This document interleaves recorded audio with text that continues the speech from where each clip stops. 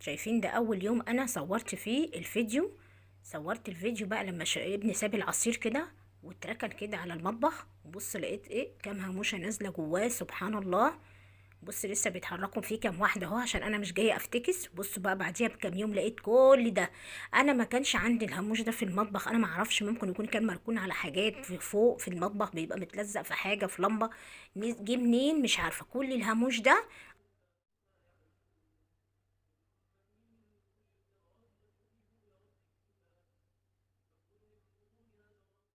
السلام عليكم ورحمة الله وبركاته. أهلا بكم معايا في فيديو جديد. يا رب يكون فيديو الطرح كده عجبكم وتستفيدوا من الفكرة دي. عايزة أقول لكم إن أنا فعلا بستخدمها بقالي كذا سنة وريحتني كتير جدا. أنا كنت برضو من الناس اللي زيكم كده، كنت بطبق الطرح وبحطها في الدرج كده في التسريحة أو في الكومودينو، وبرضو كنت باجي في يوم بتتلخبط